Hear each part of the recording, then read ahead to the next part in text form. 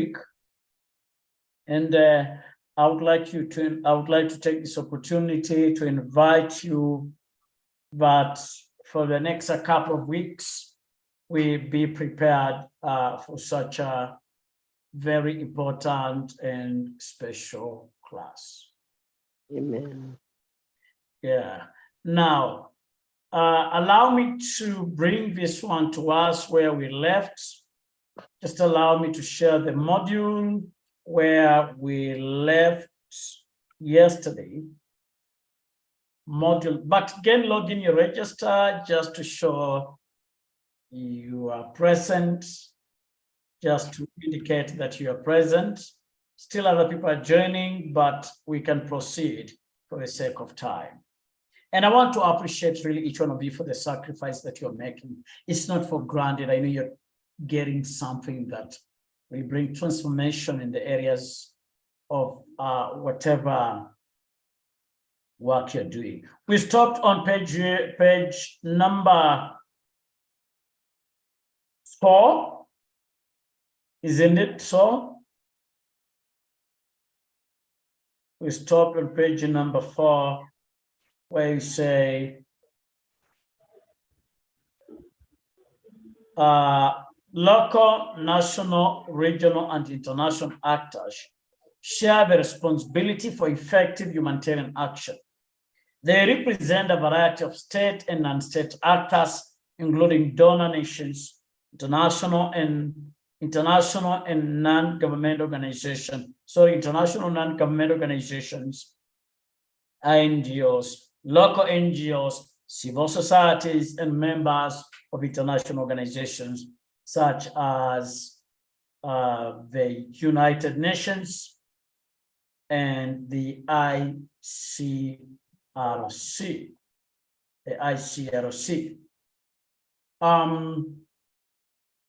Let's just proceed from here. These actors, along with the communities they serve, place a high value on humanitarian effectiveness, but each uses different criteria to evaluate whether the aid delivery are accomplished. These actors, along with communities they serve, place a high value on humanitarian effectiveness, but each uses different criteria to evaluate whether aid delivery accomplished its objectives. No uniform definition of humanitarian effectiveness exists. Further, there lacks a robust and broadly acceptable framework to measure humanitarian effectiveness, e.g., evaluation criteria or determining the outcomes. Remember, this is a research study. Much of the firm's effort in in the humanitarian community are concentrated on addressing the deficiency. A key element to this is the movement to contextualize responses, meaning every disaster is unique, requiring different interventions to meet the varying needs. Attempts to create macro-level definition of humanitarian effectiveness are challenged, and for good reason. This interaction often results in generalization. They include key actors and often overlook particular local factors. Rather, adopting definition, the humanitarian community is considering a standard of humanitarian effectiveness. The focus of this standard is a localized approach to implementing and evaluating humanitarian assistance. Indicators of effectiveness are centered on needs met and developmental improvement that have long-term impacted on our communities, Organizations must balance a country-specific focus on effectiveness with a level of uniform indicators to evaluate global humanitarian effectiveness. With a shift away from one-size-fits-all approach to humanitarian assistance, the humanitarian community is forced to develop a framework that can specifically measure when, where, and why humanitarian interventions are effective. The evaluation of humanitarian effectiveness is most commonly guided by the following benchmarks. Aid is responsive, prepared, fast, and flexible. Aid is responsive, prepared, fast, and flexible. If you are doing humanitarian assistance, humanitarian aid, and here comes a need, sometimes it takes time. For example, a hurricane has struck. For example, a tsunami or an earthquake, just like we saw in which country is this? And in our neighboring country here, near Zanzibar, right there. It is imperative to know that Morocco, you remember Morocco, there was an earthquake, a big one. So, in fact, even in schools, in fact, even in our communities, you as a humanitarian, you should position yourself from the things that you are doing as a humanitarian. Position yourself from national and global level. You see that?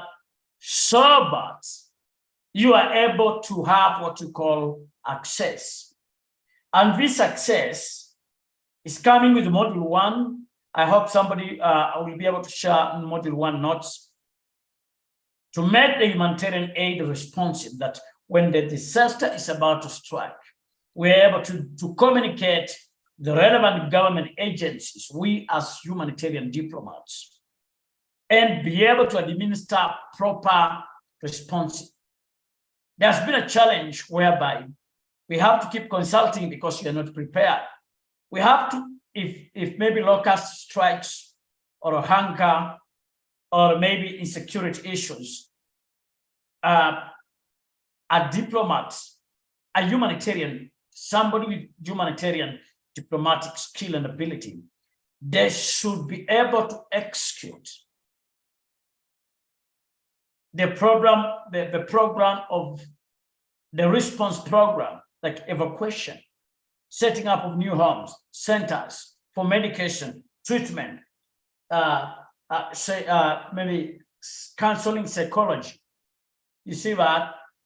Sometimes we got to help people who are so tired even to receive their aid or the need, or the people who are vulnerable when we could have prepared earlier, packed ready to give a proper response at the appropriate time. Lack of preparation equals to laxity.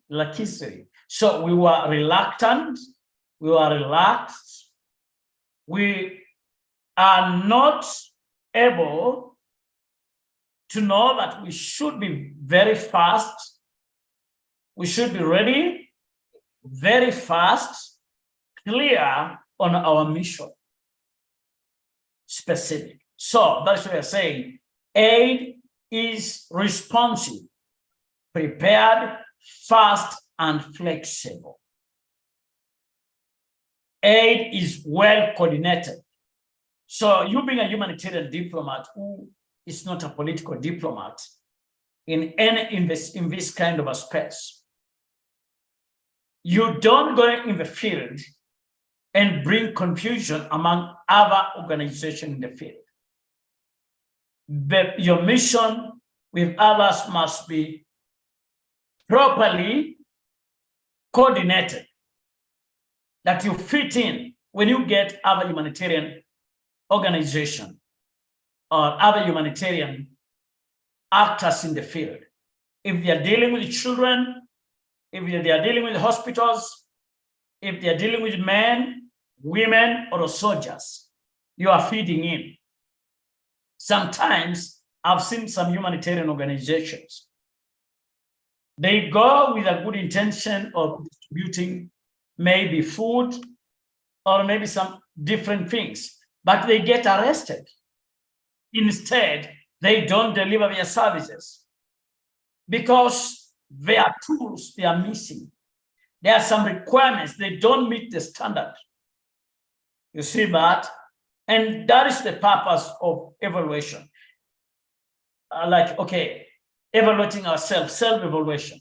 As the International College of Peace Studies, we did a program that is called self-evaluation from the UK. But the kind of education we are giving, we were guided with an international organization. The content we're delivering, does it suit the consumption of humanity in the humanitarian sector? So, number one, it is responsive, prepared, fast, and flexible because it is properly coordinated. You know what I'm saying? Another point is aid includes mechanism to learn from experience. And in the other module, I've been speaking about the foreign policy for out of Malta, the foreign policy for Turkey. It is a humanitarian policy. So this kind of policy gives the humanitarian workers flexibility to deliver their humanitarian services without restrictions. And they enjoy the privileges. Some of us have been doing humanitarian work for many years without knowing they're doing humanitarian work. And even without knowing that this gives them access, the kind of the work you do, the papers that you receive, the certifications, they give you access because a charity organization or a humanitarian organization is in lineage with the Geneva Convention, the Additional Protocol 1 and the Additional Protocol 2 of 1977 of the Geneva Convention. So the Geneva Convention, many countries of the world, they are a signatory to that. And you know what they do?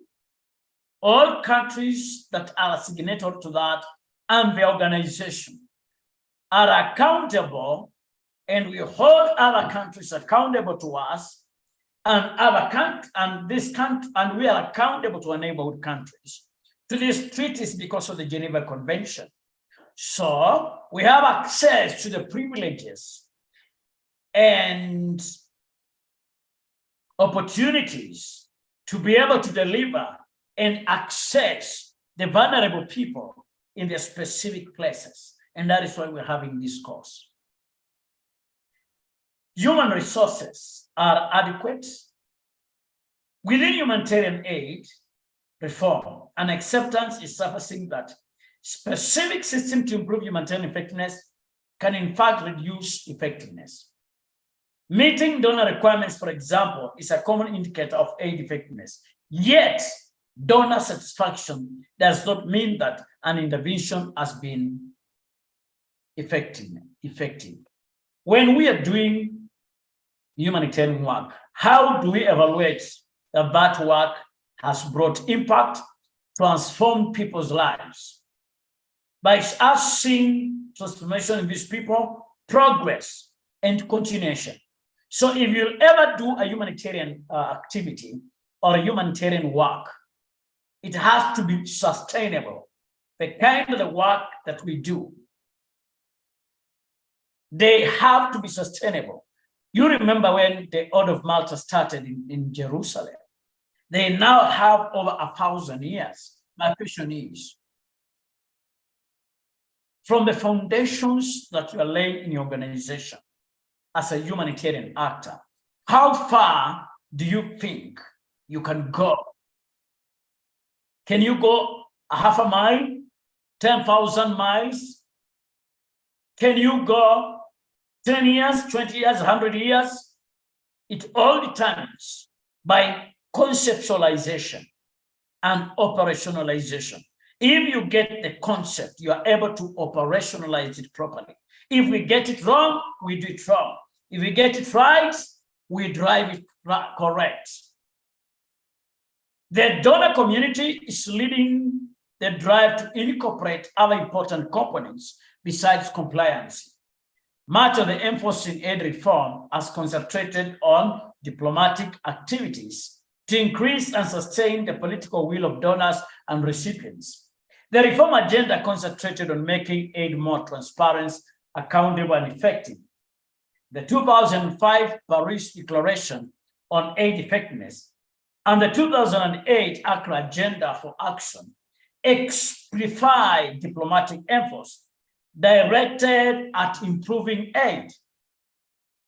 States have committed to highlighting ownership, alignment, harmonization, results management, and mutual accountability in humanitarian assistance. That story is very important.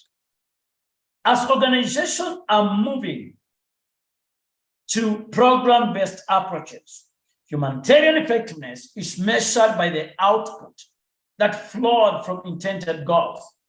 In this context, effectiveness is understood as arrangement of the planning, management, and deployment of aid that is efficient, reduces transaction costs, and is targeted towards development outcomes, including poverty reduction. I hope the class is understanding this. This activity should increase macroeconomic self-reliance, poverty alleviation, and the sustainability of project results. Humanitarian effectiveness is often evaluated both from the donor and NGO perspective on whether the assistance met its objectives. Yes, we dug holes, we supplied food or water in thousands of millions of tons. We distributed food, we built schools. Yes, the work looks big, but is it effective? Have you never seen organization, a humanitarian organization, when somewhere build schools which are empty, people are not living there? Clinics that are even abandoned. You've seen such a things? Boreholes that are empty without water. Just giving examples. Which means that humanitarian project or the humanitarian assistance that was provided, yes, 1,000 boreholes were dug. Food was distributed. Clinics were made. But the challenges, they are already abandoned. That is a huge loss. That is a huge loss. This activity should increase. Microeconomic self-reliance, poverty alleviation, and the sustainability of project results. For example, the Organization of Economic Cooperation and Development, OECD, Development Assistance Committee, DAC, developed 5 criteria that evaluate emergency responses, see table 2.1. These are considered complementary, meaning their achievement does not necessarily mean that the objectives are appropriate for the entire affected population or were met efficiently. Criteria for evaluation of humanitarian assistance are helpful, but the true potential in humanitarian effectiveness lies in developing means to monitor, means to improve, and calibrate initiatives while they are still being implemented. Real-time evaluation can help humanitarian actors gauge effectiveness during an ongoing project. Humanitarian effectiveness must center on improving the management, delivery, and complementary of development cooperation activities to ensure that the highest development impacts. At the level on which humanitarian activity takes place, managers and communities they serve most commonly evaluate operation effectiveness based on the joint ability to meet the needs, build relationships. Number 3, trust. Meet the need, build the relationship and trust, and improve communities' safety and quality organization, community safety. Organization and quality. Organization for economic cooperation and development. Evaluation and aid of life. And that is where the trends, even during aid effectiveness reform, continues to revert to an organic, collective, community-focused perspective on effectiveness that centers on properly affected populations. Table 2.1, OECD and DAC. What are they? How can we evaluate our work? Number one, coherence. The needs to assess security, developmental, trade, policies or military policies in the humanitarian area, as well as humanitarian policies, to ensure that there is consistency, and in particular that all policies take into account humanitarian and human rights considerations. Coherence is criteria one. Criteria number two, coverage. They need to reach major population groups facing threatening, suffering, wherever they are. Number five, efficiency. Measures the outputs, qualitative and quantitative, achieved as a result of inputs. This generally requires comparing alternative approaches to achieving an output to see whether the most efficient approach has been used. Effectiveness. Effectiveness measures the extent to which an activity achieves its purpose. These are very important points, or whether this can be expected to happen on the basis of the outputs. Implicit within the criterion of effectiveness is timeless. Number last, five, impact. Impact considers the wider effects, social, economic, technical, environmental, of a project on individual, gender, and age-specific groups, communities, and institution impacts can be intended and unintended, positive and negative macro, sector, and micro, that is household. This criteria and definition useful in planning and evaluating aid and development intervention are a part of the OECD Development Assistance Committee efforts to provide guidance on aid effectiveness. Now, I would like us to see if even in an organization, these principles are very important. Number one, coherence. Number two, coverage. Number three, efficiency. Number four, effectiveness. Number five, impact. And then they have their definitions. Very important. Very important. When you talk about coverage, they need to reach major populations. This is very good even in business. It's very important. I want to stop there and just hear from anybody who has a question or a contribution. Anybody who has a question or a contribution. You're welcome. What did you learn today?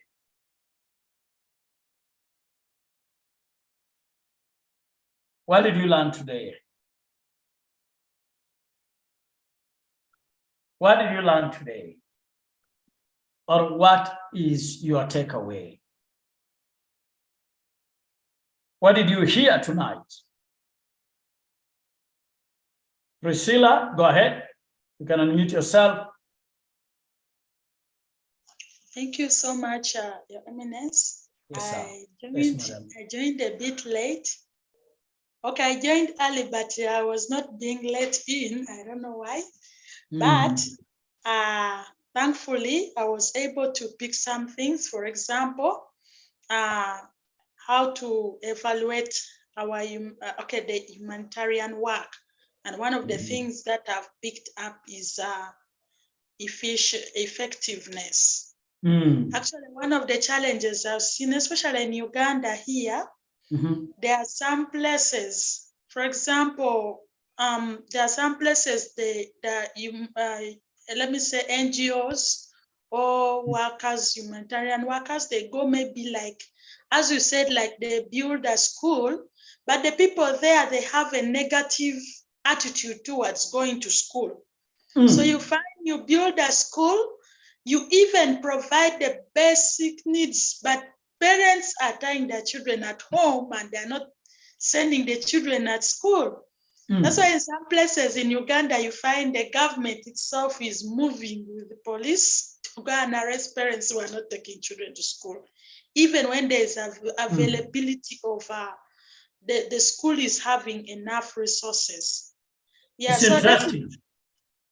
So that is something I've picked today, especially on effectiveness.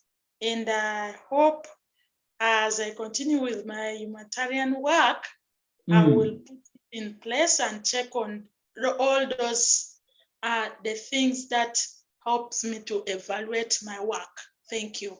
Right. Even when the government is providing food at school, all the books, qualified teachers, that is a very interesting story.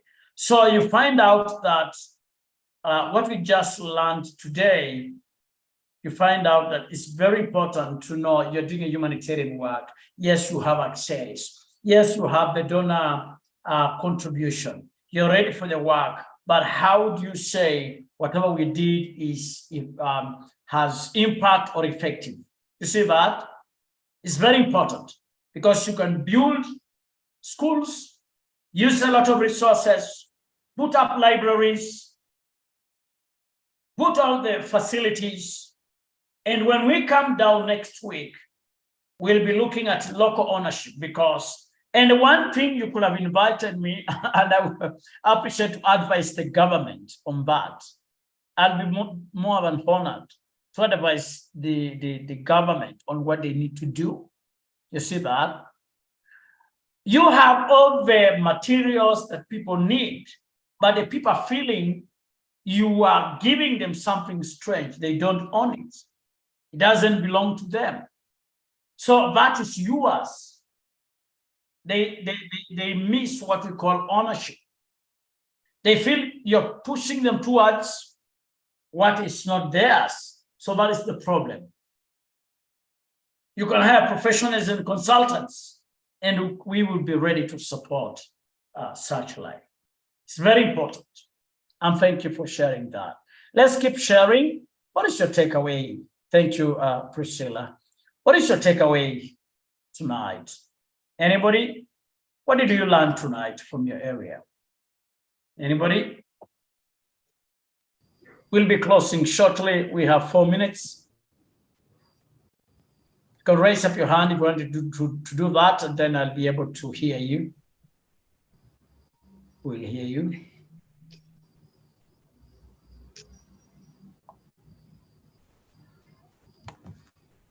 Yes, Mary, Mercy, sorry, Mercy. Thank you, Eminency, for the opportunity. What I've learned today is effectiveness is measured by the outcome of the project. So there's something that I've come to understand in a community, in somewhere far away from my home, of an NGO that had done a borehole, had drilled a borehole for the community, and they put on a solar system. Wow. And a pump to pump the water. But the project could not be sustainable because when the pump is not working, they were not able to replace the pump. The community was not able to replace the pump because it was very expensive. So the borehole is not in any way working because they can't be able to pump the water without the pump. Right. So what I've looked at it is that the project was not very effective because of what it's not able to do for the community. You're right. Yeah. You're right. And that is why when we land in our notes, you got to see here, the program must be sustainable. And one thing that the donors missed to do, or an NGO, they missed what we call to help the people on the project or the program under this local ownership. They are called local partners, so you're not helping them, but they're looking on ways on how you can work with them. I want you to imagine millions of funds that got lost. That is a big loss. Time of investment, feasibility study, the resources were not effective. And you've seen so many projects, like we give you Milk Goat, for example. Or you go on the streets, getting young people into rehabilitation center, into the rehabs. You have to say, when you are in the rehab, what will be the next goal of their lives? You have to find out their passion. Or else they come back and they go in the same home. You see, they might go back. So how do we be humanitarians, carrying humanitarian action just to bring to bring it to effectiveness? So our humanitarian work must be effective. We want to see results. That is really something. And that is an opportunity for those who are in class to break that gap. You are humanitarian consultants. Yes, you can help them because they need to do three things. One, we saw localization. Two, collaboration. Three, diplomacy. When you read through these notes, you see that you'll understand up there when we started the other day. So localization, people have to feel they are part of the program. It is them to plan and go forward with everything. Number two, collaboration. Number three, diplomacy must be carried throughout the process. Right.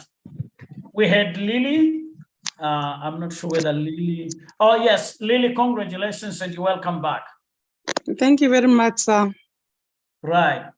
My takeaway today, I have been following through the criteria and, the 5 criteria, the coherence, coverage, efficiency, and effectiveness and impact, yeah? Mm-hmm. And when it comes to coverage, you find that many people who are doing humanitarian duties, they only reach those that they know. For example, in our area, there are those people who are very needy and there is food that has been given as relief, but unfortunately you find that the food does not reach even the needy people, the old, the aged, the orphans. Unfortunately, it adds up in, those very rich people's homes, people who can be able to afford food on the table. And I think this one has been my takeaway tonight, that in each and every humanitarian duty we do, it is our duty to see that it reaches majority population of the people who are facing the life-threatening sufferings. Thank you very much, sir. Right. And when I move around the world, I see countries of the world, cities, people are becoming more homeless. People are not able to pay or meet their bills adequately. I believe it's a time for humanitarian diplomats and humanitarian actors to push appropriate bills, appropriate policies in the humanitarian domain. We have to wake up and say, yes, there is this funding done, every kind of projects, but how do we get results? You see that?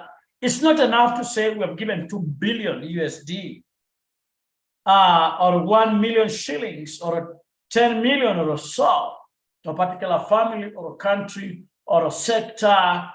It is not enough. It is not enough.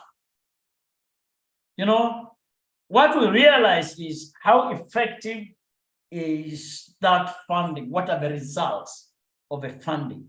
And if you look around even our lives, maybe you say, I've been serving for 20 years. How effective have I been?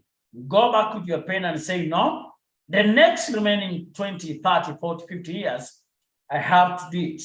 Do you remember Jesus Christ? After he met the fishermen, they said, oh, we've been fishing all night and we got nothing. And then he told them, cast your nets on the right-hand side. They had a big catch. As leaders in this class, you have to look at your life. What are really success, you can say. Success may not be, that mansionette or a bungalow or the types of the cars. Success is about the transformation you have within you that has gone out of you like a river of water to transform people's lives.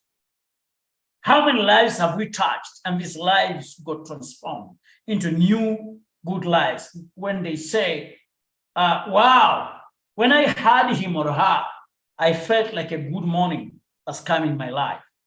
I saw a new day. And they begin to pursue a new path for their lives, and the rest becomes history. And the same thing multiplies up to so many other generations.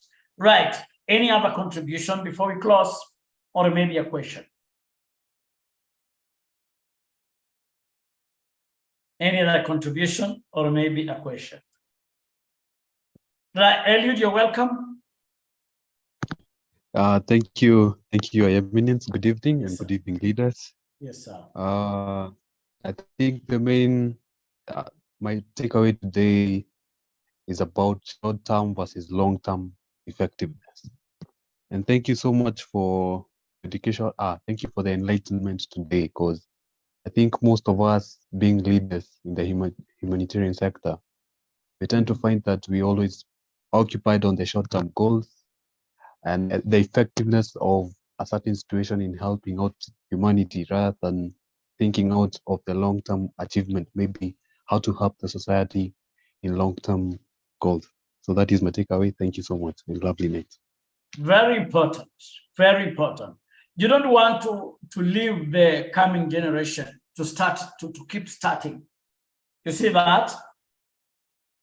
Yes, sir. I think it is Acts chapter 12, verse number 36. The Bible says, when David served God's purpose in his generation, lent. You know, with his fathers, isn't it? Yeah, sure. It's very important. It's very important. He achieved his purpose. He achieved his purpose. You know that? Indeed. He joined a continuous generation. You know what we are saying? He joined a generation continuously. Very important. Very important. But the challenge that we have in humanity, maybe we are saying, okay, let me do for myself first. We are doing for millions of other generations that are coming ahead of us, that we do not want them really to struggle. We want them to hear and say, Mercy was here, and this is her legacy. In fact, they want to say, do you remember this is the statue of Mercy and whatever, and then we are putting it at the International College Museum. You know what I'm saying? Yes, that this woman, this is the statue of Eliud Kamau. And these are the books that Eliud did, or Mary Muturi. This is what Mary Muturi did in her time, like Wangari Maathai. There are some places in Netherlands who have Wangari Maathai Institute because of the legacy. You know that? Yes. Like it's a Priscilla Apio Foundation. This is the legacy. This is the thing she came up with. Those are things that we are learning in class to become. There is not any other special person than you are. You are a special person. It's very important that you put your heart in it. So this is Charity Mkora Foundation, and this is the legacy that Charity leave. And you know, she was even recognized as a humanitarian actor or a humanitarian diplomat. You know what I'm saying?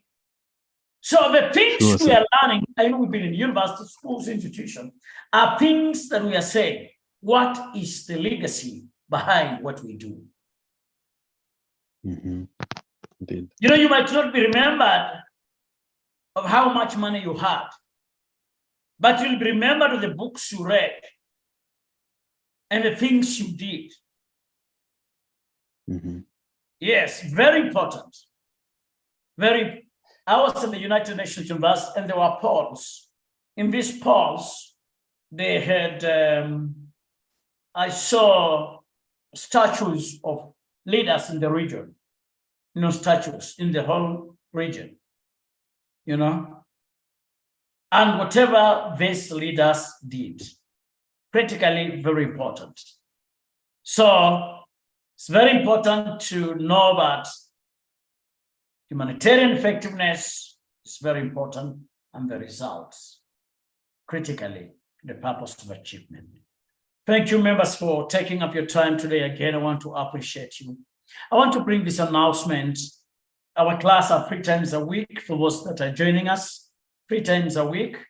And I want to encourage you to Monday, Tuesday, and Wednesday at 8 p.m.